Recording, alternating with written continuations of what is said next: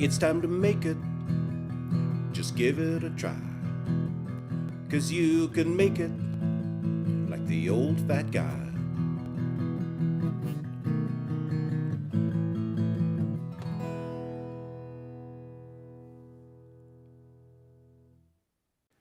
Welcome to another episode of You Can Make It. I'm David Farrell, the old fat guy.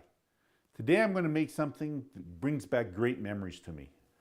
When my mother used to take me shopping downtown Vancouver, she'd take me to the Woolworth lunch counter, and to be a grown-up, I'd order Salisbury steak because it sounded so adult. But today I'm going to make my version, which is much better than I used to have. It is just a really classic comfort food. I'm going to start off though by showing you a way to cut onions thin sliced to get an equal length on them, because that's one of the ingredients we need. So all you have to do to make that ingredient and cut it thin is get a regular onion, and instead of trying to slice it like this, we're going to cut it lengthwise.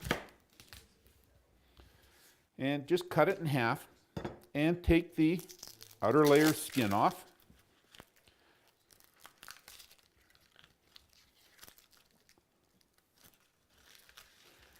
And cut the bulb end and the root end off. Now, if you now take it and cut it like this, all the lengths will be the same.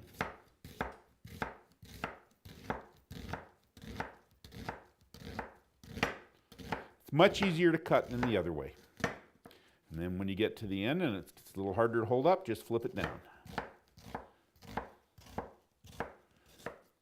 So that's how I do thin sliced onions in a hurry when a recipe calls for them. Now let's just get on to making our Salisbury steak now that I've got that ingredient ready. I'll just clear my workspace here.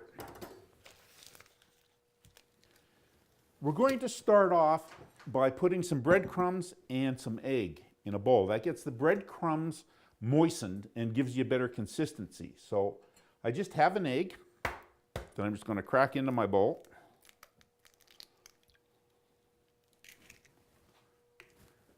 Give it a little bit of a beat. And if you're like me and got a shell in there, just pull it out. There we go. Just give it a bit of a beat. You don't need it really mixed up. You just need to get a little bit of... Okay, and then I have here 150 milliliters or 2/3 of a cup of breadcrumbs. Add that to your eggs and mix it in. It just is going to make it a better consistency later. There's the piece I was looking for. So you got the mixed in. Now we're going to put the rest of our flavoring ingredients in, which are 15 milliliters or 1 tablespoon of Worcestershire sauce. So we'll put some of that in. And we have here 1/4 teaspoon of salt and a 1/2 teaspoon of coarse black pepper. And now we're just going to add in 700 grams or 1.5 pounds of ground beef. And we'll just put that in. And now you just want to mix all this together.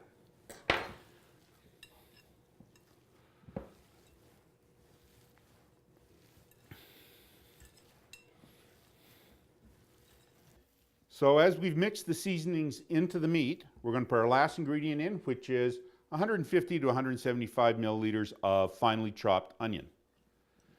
And just, again, mix it up until it's spread through the meat.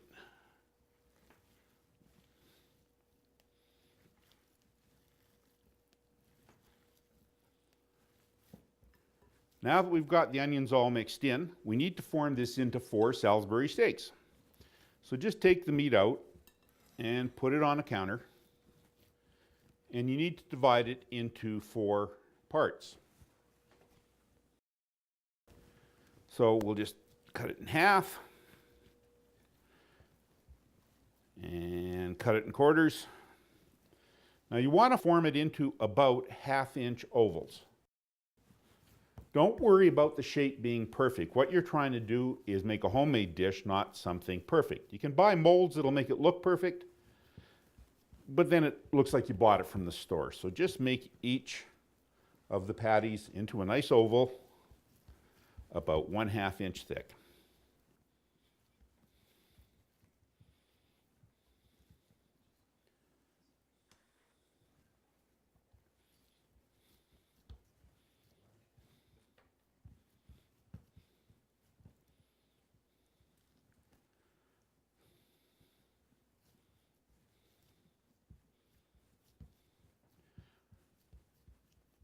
Now these ovals will swell up when you cook it, so it's going to come out looking a little bit more like a thicker ball type shape, but don't worry about that. Now I'm just going to bring over a preheated non-stick fry pan that I'm going to brown up the Salisbury steaks in. I love the sound of that sizzle. This is preheated to medium high or about 375 to 400 degrees Fahrenheit in an electric fry pan.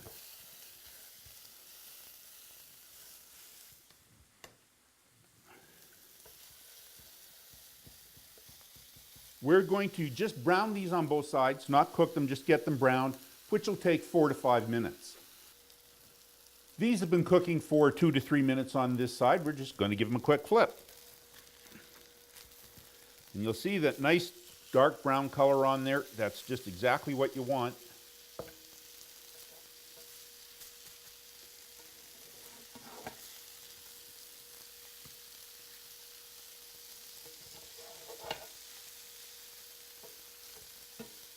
And we'll just give it 2 or 3 minutes on that side too.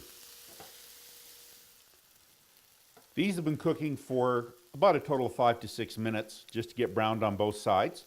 And now we're going to take them out of the pan. Just put them on a plate. Oh, look at that gorgeous color.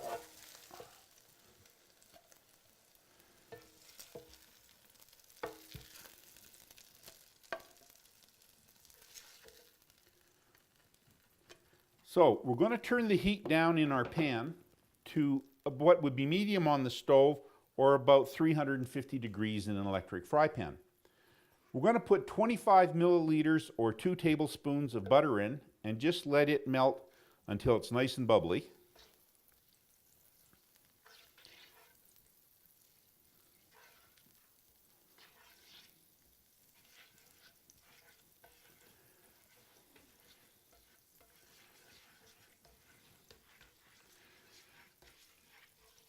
Now, we're going to put in that half onion that we sliced thinly into the butter. And we're going to add 1 cup of chopped mushrooms, or 250 milliliters. And lastly, 1 clove of minced garlic. And then we're also going to put in 2 milliliters or a half teaspoon of thyme, dried thyme. And we just want to cook this and stir it around until it's soft and just getting a bit of color. This is going to take 3 to 4 minutes. So this has been cooking for about 3 minutes, and you'll see that it's just getting a touch of color on the onions. You don't want them browned, you just want them to pick up the color from the beef in the bottom of the pan from when you cook the beef. So once you've got them to this color, we're going to add 25 milliliters or 2 tablespoons of all-purpose flour. Just sprinkle it over it. And you're going to stir this for a couple of minutes too, because you want the flour to get a little bit of a toasty taste. It makes the sauce taste better. Just stir it together. For this, you want to keep stirring it pretty well for the full 2 minutes. I've been cooking the flour on the onions and mushrooms for 2 minutes, and it's time to add some liquid ingredients to make the gravy for Salisbury steak. Salisbury steak has the best gravy. What I have here is 375 milliliters or 1 2/3 cup of beef stock. You can use commercial or make your own or whatever you'd like.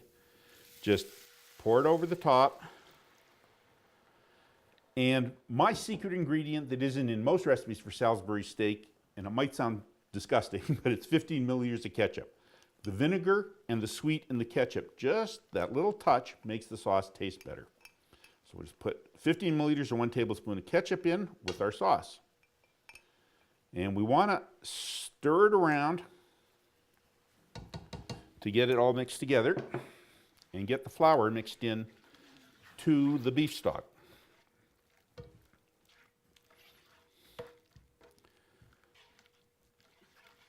Now, I'm going to turn my heat down to about 250 degrees Fahrenheit or just above a simmer if you're on the stove. And you want to stir this around until that stock comes to a boil. Our onions and gravy have just come to a boil, and you'll see that it's thickening up just a bit.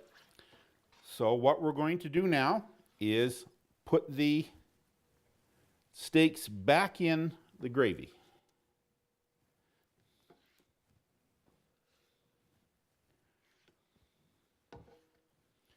Now, a little thing I like to do is flip it so you get a little bit of gravy on both sides. It just gives the Salisbury steaks a better appearance if there was some gravy on the top while they finish off this cooking.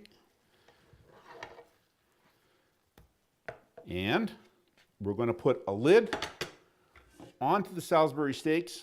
And because these are quite thick, I'm going to let them sit for 12 minutes, at which point we'll check and make sure they're done. The Salisbury steak have been simmering for 12 minutes. And they are done. I'm just going to take the steaks out of the pan and line them up on a serving platter. You'll note that the underside always looks better because a bit of fat will come out the top. So I just like to flip them over.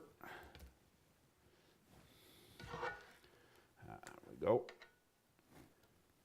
And now we just want the gravy over the top of them. So, and those onions. It's the onions and the mushrooms, in my opinion, that make Salisbury steak.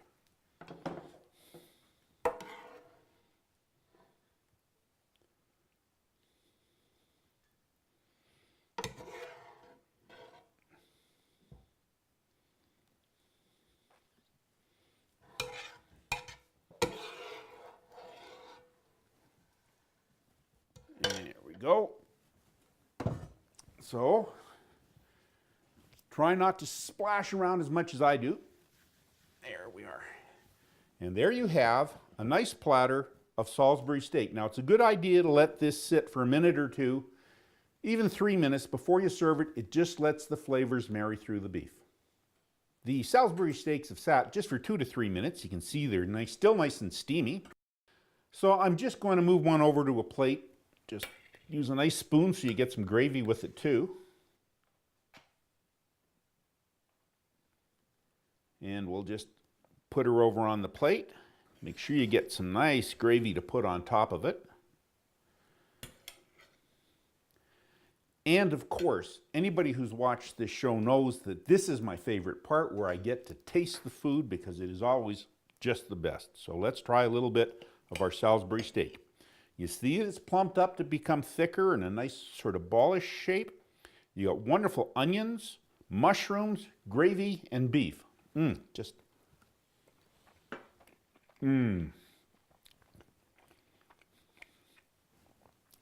It's beefy, the gravy's creamy, the onions give a sweet taste to it, the mushrooms make the sauce richer. This is a great Salisbury steak, and of course, you can make it. In this recipe, David made Salisbury steak with gravy. The ingredients for the steak are 1 egg beaten, 150 milliliters of dry breadcrumbs, 15 milliliters of Worcestershire sauce, 1 milliliter of salt, 3 milliliters of black pepper, 700 grams of ground beef, 150 milliliters of onion, finely chopped. And for the gravy, 25 milliliters of butter or margarine, half an onion cut lengthwise and sliced thin, 250 milliliters of chopped mushrooms, 1 clove of garlic minced, 2 milliliters of dried thyme, 25 milliliters of flour, 375 milliliters of beef stock at room temperature, 15 milliliters of ketchup. For the complete recipe, visit David's blog at oldfatguy.ca. And remember, you can make it.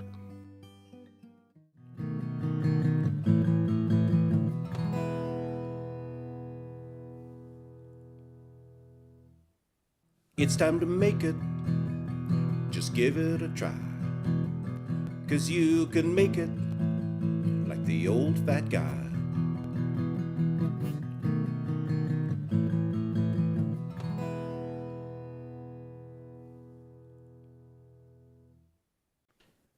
Thanks for watching another episode of You Can Make It with the Old Fat Guy. That's me, David Farrell.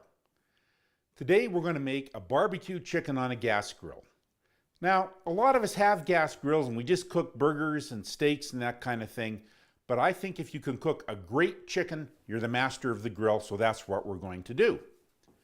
One of the problems with cooking a chicken on a gas grill is it's big and it's tall, and to cook it all the way through, it tends to burn the skin before the meat gets cooked.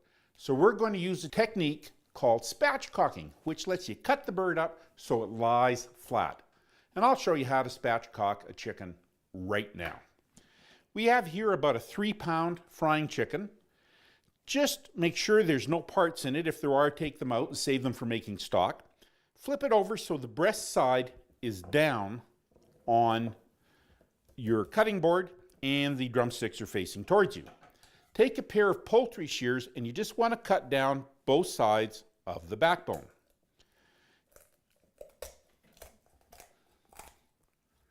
There's one side, and we'll cut down the other side of the backbone. And that gets rid of the backbone. Save it for soup too. I'm sorry, just don't throw that stuff out. It's nice to have good chicken stock and you can use that.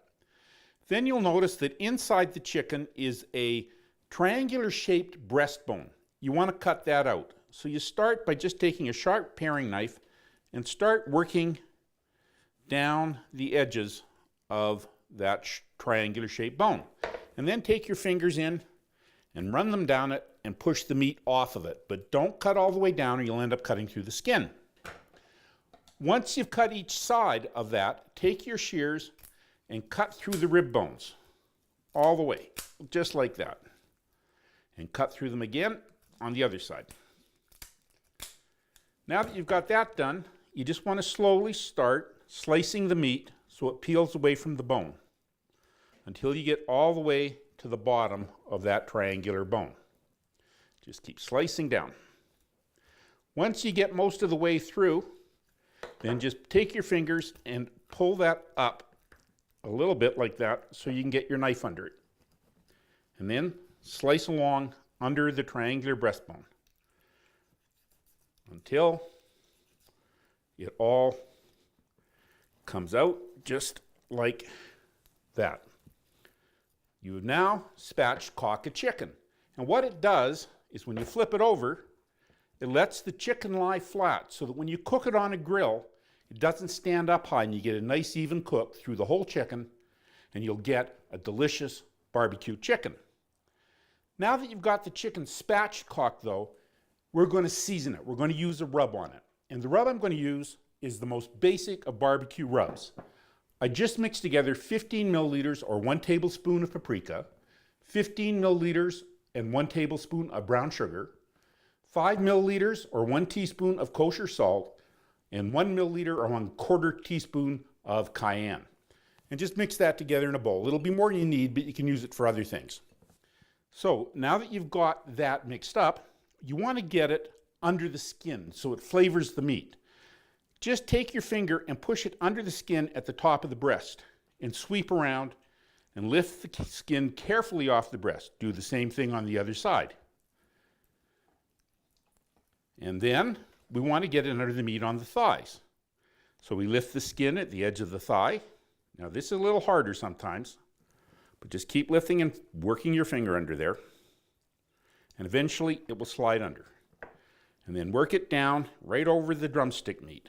Same thing on the other side. Just get your finger under the skin. As I say, sometimes it's a little stickier on the skin here. It sticks a bit better, but just keep pulling at it. There we go. So you get your finger under the skin and work it underneath. So now that you've got the skin pulled off both sides of the breast and the thighs, we want to work a little bit of the rub. I use about 1 milliliter for each section. Now lift the whole up and drop it in. If this comes in contact with the chicken, it's contaminated and has to be washed right away. You couldn't put it back in there to contaminate the rest of the rub. So just put that in and rub it down so it goes all the way around that cavity, and repeat that with the other 3 cavities.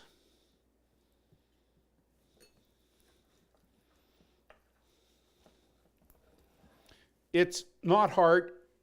It's a lot easier as you practice. So your second one will be easier than your first one. And the last cavity.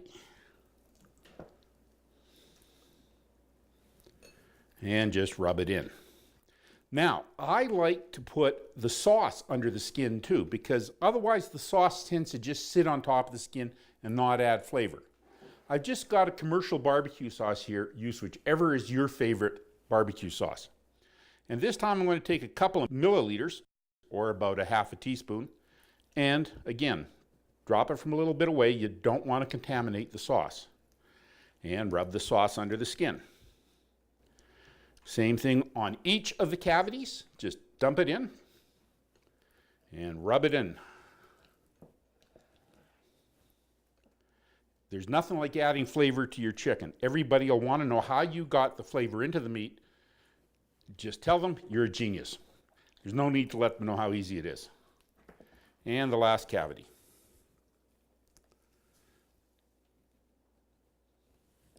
And rub it in. Okay, now that you've got the cavities and under the skin, you're going to want to get a rub over the skin because the rub has sugar in it and it'll brown up and make the skin much tastier. So, once again, make sure the spoon doesn't come in contact with the chicken. Just sprinkle it over the chicken with the spoon. Now, rub it in. And look for places where you haven't managed to get any rub yet. And make sure you get underneath the wings.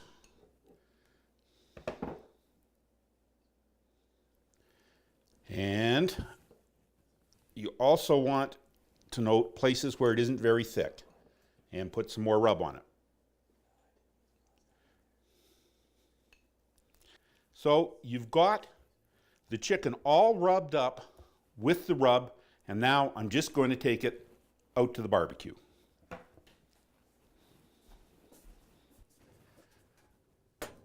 You'll note that I have my barbecue set up so that the temperature inside is between 300 and 350 degrees. I did that by turning off one of the burners. This barbecue has 3 burners, and I've turned the center one off because you don't want any direct heat under the chicken. And I've turned the other 2 very low to keep that temperature of about 300 degrees. If you have a barbecue with 2 burners, turn one off and put the chicken on the side that's turned off and turn the other one down to low. Now you want to make sure this chicken doesn't stick to your grill, so if you just put a bit of vegetable oil in a bowl and take a paper towel and rub the grill, it's much less likely to stick.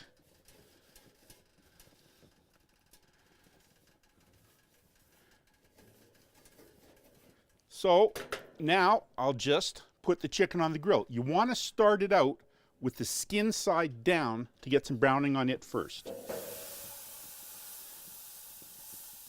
And we're just going to let it sit for about 15 minutes to get some browning. Our chicken's been sitting skin side down for about 15 minutes, and we're just trying to get a bit of crisp on it. So you'll see how it doesn't stick too much because of the oil we put on. And we're just going to flip it over. And you see the nice golden color. Now, it's going to sit and cook like this for up to about an hour, but we're going to start checking it at 45 minutes because we want the internal temperature to be 165 degrees. That's how you'll know it's ready to put the barbecue sauce on it. It's been 45 minutes since we put the chicken in and flipped it. And after flipping it, you'll note that it's got a really beautiful golden color on it. But the only way to make sure it's safely cooked is to use an instant read thermometer. You want to put it in the thickest part of the breast and make sure it's over 165 degrees Fahrenheit. That's 171, so we're fine. The chicken is safe from salmonella and other bacteria. Now's the time that we're going to put some sauce on it. You want to put a good generous brushing of your favorite barbecue sauce on it because I like my chicken sticky. Make sure you get it under the wings and everything.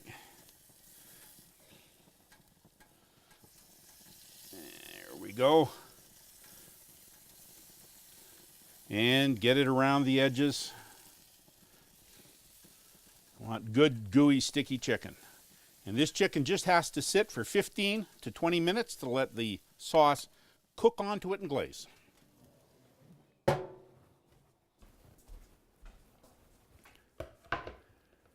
I've brought the chicken in from the grill, and you'll notice the wonderful color, and the sauce is just cooked perfectly all over the chicken. Now with the chicken, you have a couple of choices. You can carve it like you would your turkey dinner or whatever, or you can cut it in pieces. It's usual with barbecue to cut it in pieces, so that's what I'm going to do. So as you look at the chicken, it falls into some basic parts. I usually like to start by cutting the drumstick off. Just cut into the meat and just slice it off, and do both drumsticks. And you'll see how easily the thighs come off. That one just fell off on its own. So we'll cut the thighs off, and we'll put them on a plate just to get them ready to serve. Now, the chicken wings are next. Just slice into the meat, cut some of the white meat off with them, and put them on the plate to serve. Now you're left with the two breast halves. Just cut them down the middle. And I like to cut them again across it to give 4 white meat portions, because a lot of people like white meat. So we'll just cut across it and make 4 white meat portions. Just like that. And your chicken is ready to serve. Of course, now we have to taste it. So let's just take a little piece of the chicken and put it on the platter. And I'm not going to use a knife and fork because barbecue is meant to get your fingers dirty or whatever. So let's just dive into it and give it a bite.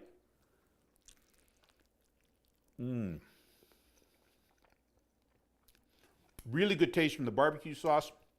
The rub gets a little salty spiciness. The skin is crispy and delicious. This is an absolutely great barbecue chicken, and you can make it. In this episode, David prepared barbecue chicken with a barbecue rub. The whole chicken used weighs approximately 1.5 kilograms. The ingredients for the barbecue rub are 15 milliliters of paprika, 15 milliliters of brown sugar, 5 milliliters of kosher salt, and 1 milliliter of cayenne. Also used was 125 milliliters of barbecue sauce. For the complete recipe, visit David's blog at oldfatguy.ca. And remember, you can make it.